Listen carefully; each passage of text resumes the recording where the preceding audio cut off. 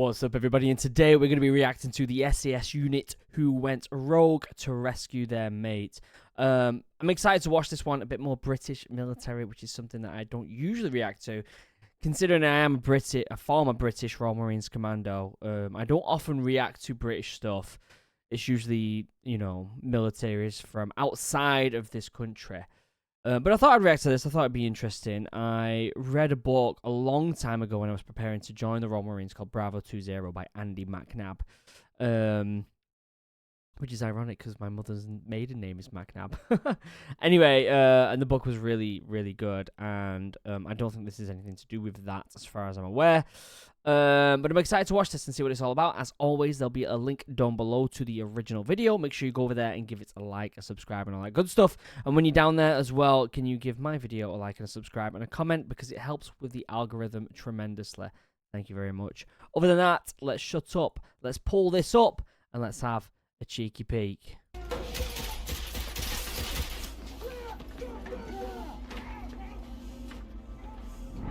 The British SAS, or Special Air Service, is one of the world's most elite special forces units, known for their bravery, skill, and precision. But what happens when orders go against their moral code? On September 19th, actually, wait, let's pause this. I wouldn't say that it's against their moral code, because there's a reason they did it. I would say it's more against orders. What happens if something is within their moral code, but is not within orders? That is where it gets finicky. In Basra, Iraq. Two British SAS operators were in Iraq on a top-secret mission. The operators were identified only as Alpha 1 and Alpha 2. The country had been in turmoil since the U.S. That isn't the joke of being an alpha. Although if the whole idea of being an alpha person, which I think is the most ridiculous thing in the world, was a real thing, it would certainly be members of the SAS, wouldn't it? U.S.-led invasion in 2003. And the British military had been tasked with maintaining order in the southern city of Basra. Basra was originally proclaimed a beacon for post-war Iraq, a model of how to hand over control to the local population. Okay. But now it was a hotbed of insurgency. I never went to Iraq. I actually didn't go to Afghan either. I did anti-piracy instead. At the time, I did a full 6 months of pre-deployment training for 4-5 Commando. To go to Afghan, and then right near the end they were like, if whoever can't drive is going to get replaced with with reserves, and everyone else will be put as BCR. And I ended up going BCR, and then they were like, if anyone wants to do anti-piracy instead, stick your hand up, and I put my hand up for that instead.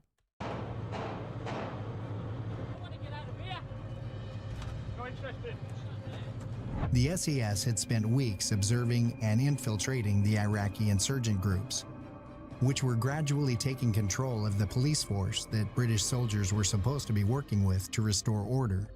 As Alpha 1 and Alpha 2 were finishing their surveillance mission, they were compromised by plainclothes Iraqi policemen. A scuffle ensued, and the SAS operators fired their weapons, wounding an Iraqi policeman. The SAS operators tried to escape, relying on their native garb for protection. But as they were leaving the area, they came upon an Iraqi police checkpoint and decided to try to talk their way out of an increasingly bad situation, but to no avail. I just could imagine that going on. Lads, we'll just talk our way out of it. We're fine. We can do this. Let's crack on. They were captured and beaten by corrupt police officers sympathetic to hostile militia groups. Jesus. The SAS operators stationed in Basra were in shock when they saw their fellow operators being paraded on Iraqi TV, my God, I bet. charged with heinous crimes, and feared for their safety, especially given the brutalities of the factions fighting against the British forces. I bet. The likelihood of those operators surviving more than a few days was narrow at best. The SAS commander in charge of the unit realized that they needed to be rescued immediately, but his unit was too small, so he requested reinforcements from an SAS detachment 300 miles away. The operators equipped themselves with their gear and readied their submachine. I bet emotions were incredibly high at that point, which, if there's anyone who understands how to use their emotions to their advantage, it's going to be, Paras, Royal Marines, and the Special Forces, the British Special Forces at the end of the day. there's a good way to utilize them emotions, and instead of just putting them in the back and kind of ignoring them, is using them to your advantage a little bit. Machine guns and C8 carbines before making their way towards a C-130 that was waiting for them. They eagerly prepared to move into action. However, when the SAS team requested permission from the superiors to launch the rescue mission, they were denied. Oh my god. The chain of command feared that any rescue attempt would lead to further casualties in a larger conflict with the insurgents. The officials in London were caught off guard, and their response was sluggish. The political climate in newly freed Iraq was unstable. Yeah. Despite the commander's disbelief at the command, he warned his superior about the perilous situation of leaving the two men in captivity. However, his plea fell on deaf ears. Oh my god. As the general repeatedly overruled him. I bet he was fucking fuming. I bet he was fuming. The commander realized that high command didn't care about the lives of his operators. He was furious, but he also knew that leaving his two people to the wolves was not an option. Yeah, nah. During that pivotal moment, the commander and his unit were confronted with a critical decision. The commander made the bold choice to disregard the orders. Ooh. The SAS unit got on that C-130, decided to rescue their mates anyway. Minutes later, the C-130 took off.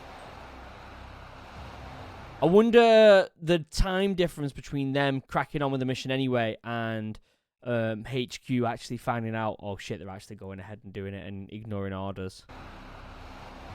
There was no going back. I mean, if you were the two in captive, you'd be so thankful, wouldn't you? Once they reached the police station, they were aided by local officials and regular British Army officers.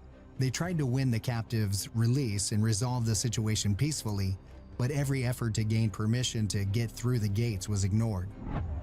The mob grew around them, forcing them to leave.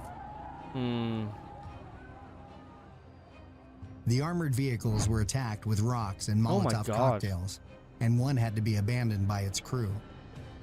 The situation was getting worse by the hour. The SAS launched another rescue attempt with helicopter and mechanized infantry support. But this time they weren't so cordial.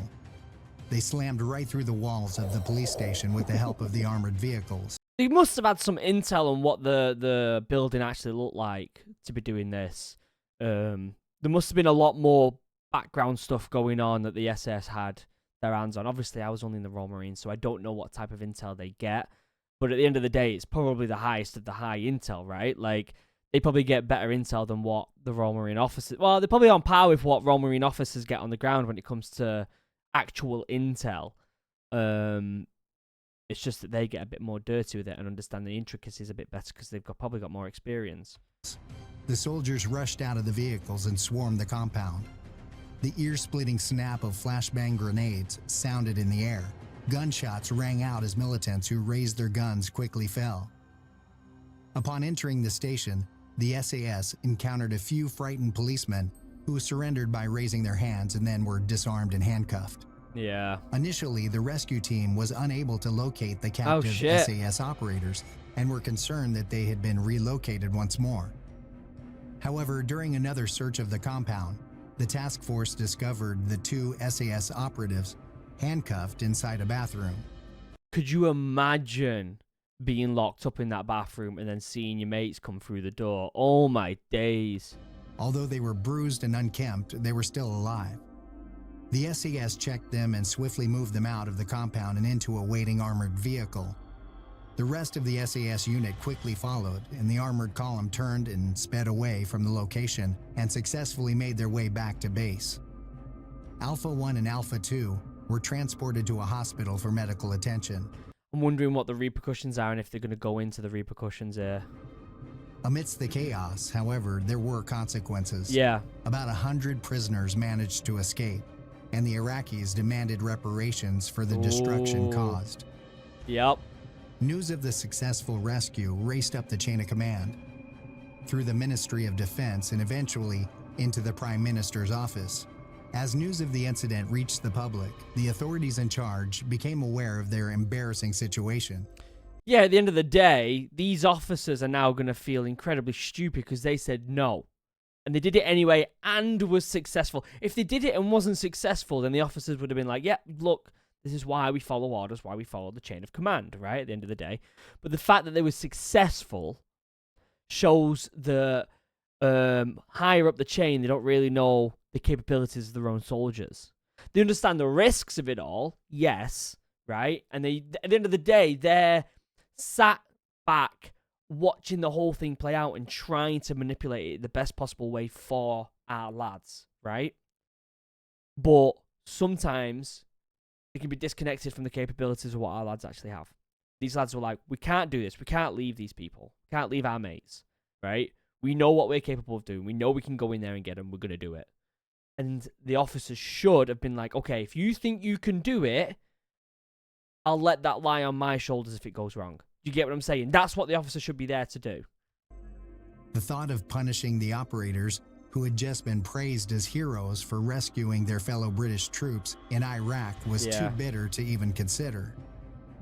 As a result, the higher-ups opted to authorize the rescue operation, even though they were aware that the mission had already been accomplished. Yeah. This allowed them to save face and avoid punishing the rescuers, which would have been a bitter pill to swallow, given their heroic efforts. The thing is, the lads who went to rescue him would have happily taken that punishment to save their friend. Guarantee it. They would have happily taken that punishment. Moreover, the government discovered that if they had attempted to impede the mission, the SAS leadership was ready to resign en masse. Oh. The British government paid millions of pounds in compensation to the Iraqi government, which included rebuilding the damaged police station. The incident sparked a political debate in the UK about the country's involvement in Iraq. Yeah. I mean, there was Many already people debate criticized anyway. the government's decision to join the war, and the Basra rescue operation was seen as an example of the dangers and consequences of such actions. Yeah. The SAS unit took a daring risk on that fateful day, staging a mutiny in order to rescue their mates. Yeah. However, despite the risk, the decision was a calculated one. Yeah, they knew what they were doing. SAS at the end of the day. Do you know what I mean? Like, they know what they're doing. If there's anyone in the world capable of pulling this mission off, it's the SAS. And when you put the emotion behind them that that's their oppos, that's their friends that have been captured, oh my God, nothing's going to stop them. Let's be honest. That ultimately proved successful. And the SAS, once again, lived up to their motto of who dares wins. It's true. That is but true. let us know what you think in the comment section below. Don't forget to like and subscribe. That was a great video. There'll be a link down below to the original video. Make sure you go over there and give it a like and subscribe and all that good stuff. I really enjoy watching them videos. I feel like there's a bit more information in it, and I have a bit more of a standing leg to be able to chat about it because I was in the British Commandos, British Royal Marines Commandos, and although I'm nowhere near as good as these soldiers, right? Not even back when I was in my prime, I was nowhere near as good as these soldiers. I still have a little bit more of an inclination on their mindset going into it. But yeah, that was a really good video. If you enjoyed it as well, don't forget to like and subscribe and comment down below because it helps with the algorithm and it helps me see that you enjoy these videos as well. Also, check out in the description Dreadnought MEADERY, the new project with my brother. Other than that, I love you all. Have a wonderful day. Goodbye.